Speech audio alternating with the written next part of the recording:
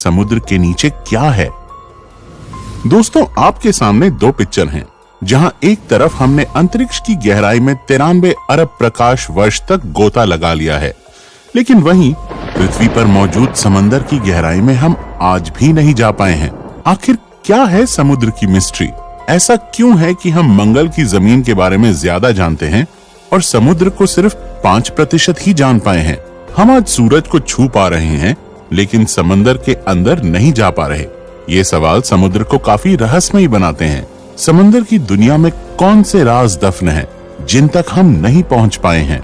समुद्र कितना गहरा है? समुद्र का अंत कहाँ होता है? और सबसे इम्पोर्टेंट सवाल, आखिर समुद्र के नीचे क्या है? जानने के लिए चलते हैं समंदर की दुनिया की एक सैर पर। समुद्री सतह से 40 मीटर नीचे तक की गहराई तक स्कूबा डाइवर्स को जाना अलाउ होता है और इसके आगे 100 मीटर तक की गहराई तक डीप सी डाइवर्स गोता लगा सकते हैं। लेकिन इस गहराई पर पानी का प्रेशर बढ़ जाता है। अगर सावधानी ना बरती जाए तो शरीर के अलग अलग हिस्सों पर चोट आ सकती है।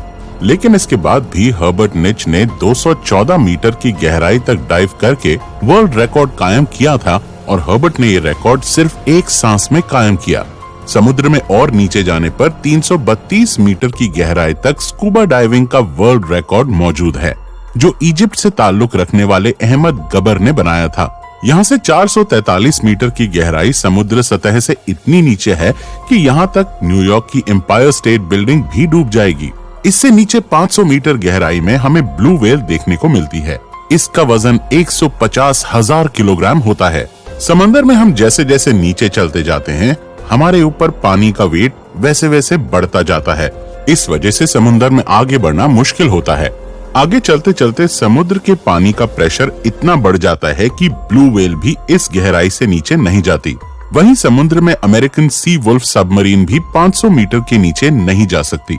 इससे आगे 535 मीटर नीचे वो गहराई है जहाँ तक एम्परर पेंगुइन्स समुद्र में एक सांस में 20 मिनट तक गोता लगा सकती हैं।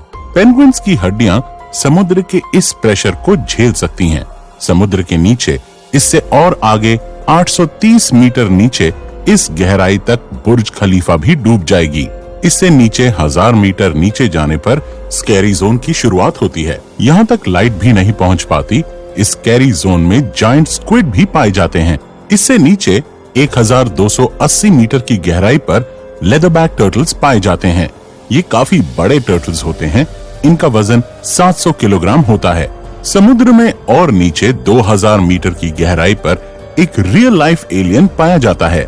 ये है ब्लैक ड्रैगन फिश, जो समुद्र के अंधेरे में छुप जाती है। ये इस गहरे अंधेरे में भी आसानी से देख सकती है।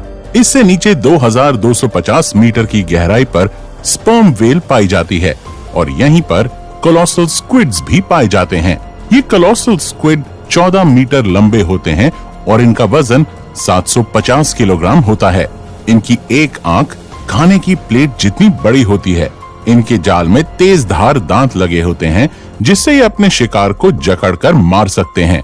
दो रोड रोलर जितनी वजनी स्पर्म व्हेल और कोलोसल स्क्विड्स की समुद्र में लड़ाई होती ही रहती है। ये दोनों एक दूसरे के जानी दुश्मन हैं। इस मरी हुई स्पर्म व्हेल की बॉडी पर दिखाई देने वाले निशान एक कोलोसल स्क्विड की ही करतूत है। समुद्र में और नीचे 3800 मीटर की गहराई पर टाइटैनिक का मलबा आज भी मौजूद है। और आगे 4000 मीटर नीचे समुद्र में वो हिस्सा शुरू हो जाता है जिसे अबिसल जोन कहा जाता है। यहाँ फिन टूथ वाइपर फिश और एंगलर फिश जैसे जीव मौजूद हैं। पानी के अंधेरे में एंगलर फिश को नेचर ने एक ऐसी टॉर्च दी है जिससे वो आसानी से अंधेरे में देख सकती है। वहाँ अंधेरे में रहने वाले बाकी सभी जीवों के शरीर में भी लाइट पैदा होती है, जिसे बायोल्यूमिनेसेंस कहा जाता है। और ये लाइट इंफ्रारेड होती है, जिसे हम नहीं देख सकते। आगे 4781 मीटर की गहराई तक वर्ल्ड वॉर 2 में क्रैश होने वाले बैटलशिप का मलबा आज भी मौजूद है। समुद्र के नीचे क्या है, इसे जानने के लिए हमें और आगे जाना पड़ेगा। और आगे 6000 मीटर नीचे की गहराई पर समुद्र का ऐसा हिस्सा शुरू हो जाता है जिसे हडल जोन कहा जाता है। यहाँ वाटर प्रेशर एक इंसान पर जंबो जेट रखने जितना होता है। इससे 6500 मीटर की गहराई तक यूएस नेवी की रिसर्च सबमरीन ही जा सकती है जिसे DSV एल्विन कहा जाता है, और ये वही सबमरीन है जिसने टाइटैनिक को खोजा था। और इससे आगे 8,848 मीटर की गहराई वो पॉइंट है जहां तक माउंट एवरेस्ट भी डूब जाएगा, लेकिन इससे भी आगे जाने का रिकॉर्ड बनाया था 1960 में डॉन वॉल्श और जैक स्पिकार्ड ने। ये 10,916 मीटर की गहराई तक गए थे।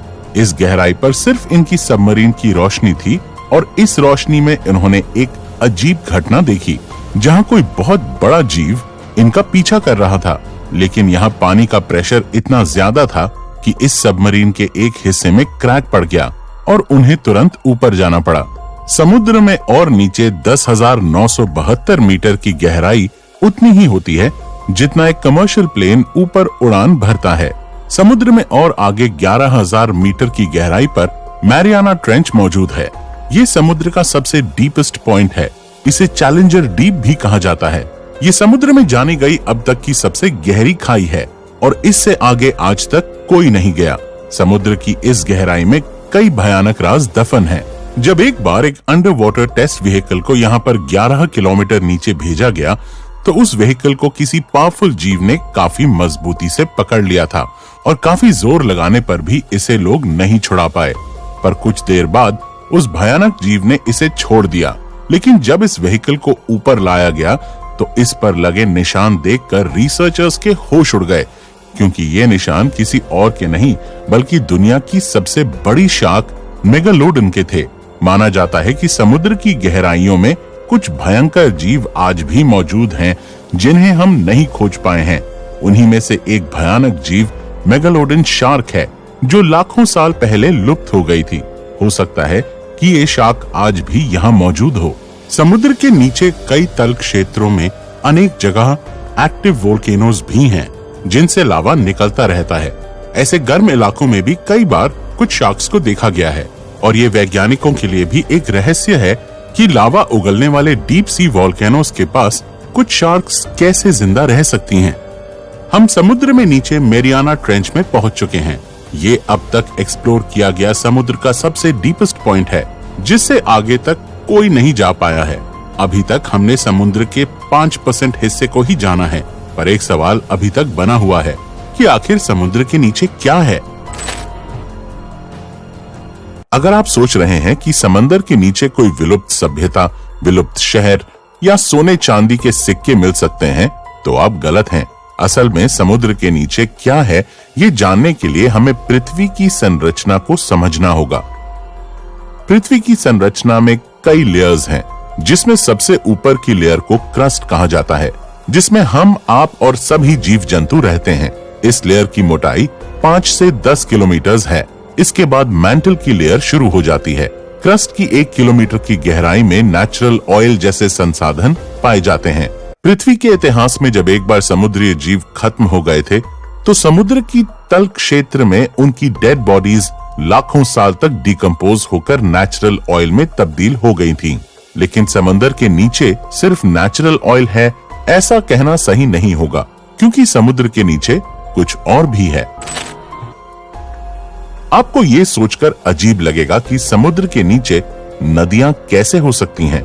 समुद्र के नीचे क्या है, इस रहस्य को जानने के लिए वैज्ञानिक काफी समय से रिसर्च कर रहे थे, और वैज्ञानिकों ने मेक्सिको के समुद्र के नीचे एक नदी की खोज की।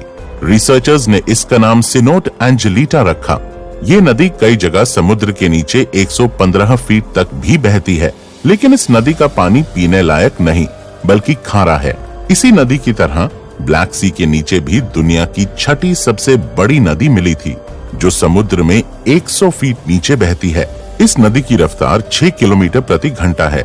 वैज्ञानिकों के अनुसार सालों साल से मौजूद इस पानी को सूरज की रोशनी और समुद्र की लहरों की वजह से गति मिलती है, जिस वजह से ऐसी नदी बहती है।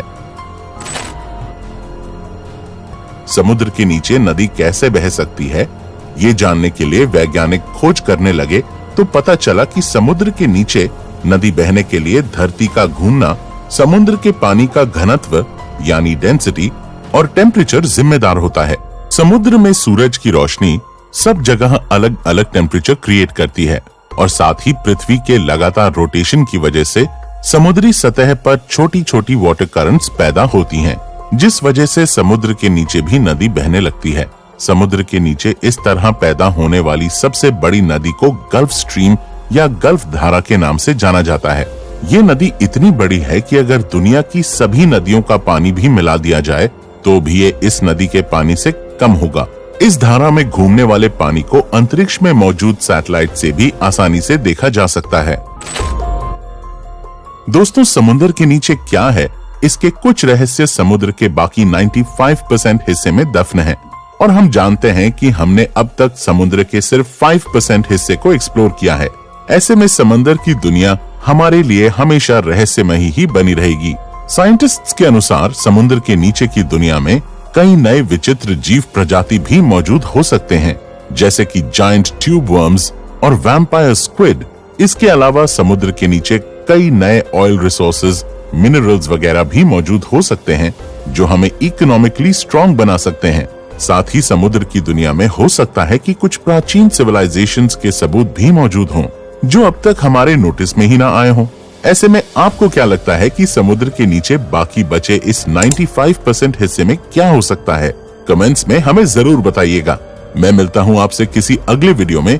तब तक keep watching our videos and keep exploring.